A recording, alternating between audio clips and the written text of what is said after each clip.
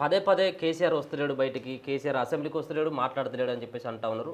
వాళ్ళేమో అంటున్నది కేసీఆర్ అనేటువంటి పులి బయటకు వస్తే కాంగ్రెస్ పార్టీ నేతలు తట్టుకోలేరు, మీకు సమాధానం చెప్పేందుకు మేము ఉన్నాం కదా అని చెప్పేసి వాళ్ళు అంటా ఉన్నారు. ఇప్పుడు మాకు సమాధానం, మేము వాళ్ళకి సమాధానం చెప్పాల్సిన అవసరం ఏముంది?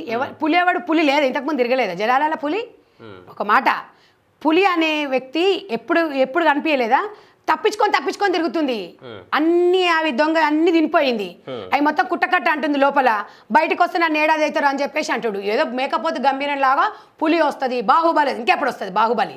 ఇంకెప్పుడు బాహుబలి పులి అంట, టైగర్ అంట, సింహం అంట. చెత్త మాటలు, చెత్త వాళ్ళు. నిజంగా చెప్తున్నా కదా, వీళ్ళ గురించి మాట్లాడడానికి అసహ్యంగా ఉంది. రాజకీయం అసలు ప్రజాపాలన జరగనియట్లేదండి ఈ చెత్త రాజకీయాలతోని. వచ్చేటోడు ఎవడ అడ్డుకుంటున్నాడా? మేమన్నా ఆయన ఒక ప్రతిపక్ష నాయకుడిని మేము గుండెలో పెట్టి చూసుకుంటాం, రమ్మానండి. ఫస్ట్ వచ్చినాక మాట్లాడమనండి. మీకే మంచిది కదా, వస్తే ఇచ్చుకుంటుందా? ఇచ్చుకోని మరి ఏమి ఇచ్చుకుంటుందో చూస్తాం. సీన్ లేదంతా. ఆయన బయటికి రాడు, మీరు చూడండి. ప్రజాకోర్టులో అరే రావాలి, ప్రతిపక్షం ఉండాలి. నువ్వు చేసిన తప్పులు నీ కళ్ళ ముందు చూడాలి, అదే పెద్ద శిక్ష.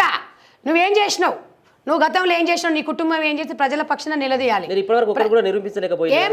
అరే ఇప్పుడు చట్టం పని తను చేసుకుంటూ పోతుంది. మీరు చూసిండు కదా, ఇప్పుడు ఎన్ని నెలలు పట్టొచ్చు, కొన్ని సంవత్సరాలు కూడా పట్టొచ్చు. ఎప్పుడైనా కూడా ఎవరిని వదిలేదు ఉండదు. చట్టానికి ఎవరు చుట్టం కాదు. డిపార్ట్మెంట్ అనేది శాశ్వతంగా ఉంటుంది, గుర్తుపెట్టుకోండి. అది మేము అనంగానే తీసుకుపోయి ఇప్పుడు నీ మీద కచ్చ ఉన్నంత మంది తీసుకుపోయి కదా దానికి లా అండ్ ఆర్డర్. అవును తమ్ముడు, సంవత్సర కాలంలో వీళ్ళ పనే ఉంటుంది. ఇక మనకు తెలంగాణ ప్రజలు దానికోసం ఇచ్చారా మనకు టైం? తెలంగాణ ప్రజలు కదా మీరు 100 రోజులలో మేము చెర్లపల్లి జైల్లో ఇప్పుడు ఈడీ కేసులలో ఈడీ 3 సార్లు వచ్చి సమాన్లు ఇచ్చిపోతే కూడా పోలేదు, లాస్ట్కి ఒకసారి పోయింది. అప్పుడు కూడా ఏమన్నది, అప్పుడు అదే విషయానికి పోయి ఢిల్లీలో జంతర్ మంతర్ దగ్గర తెలంగాణ భారత జాగృతి అని చెప్పి మహిళల కోసం ఆమె ఏం చేసింది, మన 30% రిజర్వేషన్ అన్నది. అంటే వీళ్ళు ఇట్లాంటివన్నీ మైండ్ గేమ్స్ ఆడుతుంటారు, జనాలను డైవర్ట్ చేయాలి అని, ఏదో చేయాలని చూస్తుంటారు. తెలంగాణ ప్రజలు ఏం నమ్మరు, ఆల్రెడీ ఇంతకుముందు నమ్మిండ్రు. వాళ్ళు ఏదో వస్తారంటే రమ్మనే మేము స్వాగతిస్తున్నాం, వచ్చిన తర్వాత మాట్లాడతారు. రాకముందు ఊకెందుకు మాట్లాడాలి వీళ్ళందరూ చెప్పండి. ఓకే, చివరిగా పాడి కౌశిక్ రెడ్డికి సంధ్యారెడ్డి గారు ఏ విధమైనటువంటి మెసేజ్ చేయదలుచు? నువ్వు ఒళ్ళు దగ్గర పెట్టుకోకపోతే, అయినా నీ ఒళ్ళు దగ్గర నీ కాలం మోడీ దగ్గర పడింది. ఎందుకంటే పాడి కౌశిక్ రెడ్డి ఖబర్దార్, మహిళలు ఇవాళ అందరు రెడీగా ఉన్నారు, నీ చెప్పుల దండ లేనిక రెడీగా ఉన్నారు. నువ్వు ఒక ప్రజాప్రతినిధి అని మర్చిపోయి వీధి గుండలాగా బిహేవ్ చేస్తున్నావు.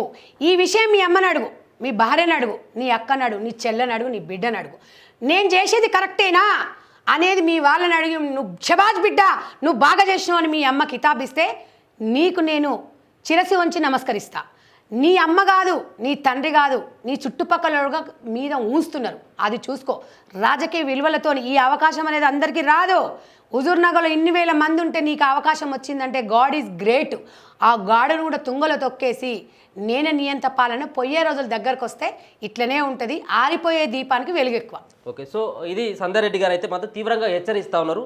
పాడి కౌశిక్ రెడ్డి ఇప్పటికైనా నువ్వు నోరు అదుపులో పెట్టుకో అన్నటువంటి వ్యాఖ్యలు చేసుకుంటూనే రాష్ట్ర ముఖ్యమంత్రి రేవంత్ రెడ్డి సైతం కూడా రిక్వెస్ట్ చేస్తూ ఉంది. ఇటువంటి వాళ్ళని ఖచ్చితంగా బొక్కలో వేయాల్సింది అన్నటువంటి డిమాండ్ సైతం కూడా కాంగ్రెస్ పార్టీ అధికార ప్రతినిధి అయినటువంటి సంధ్యారెడ్డి గారు మాత్రం డిమాండ్ చేస్తూ ఉన్నారు.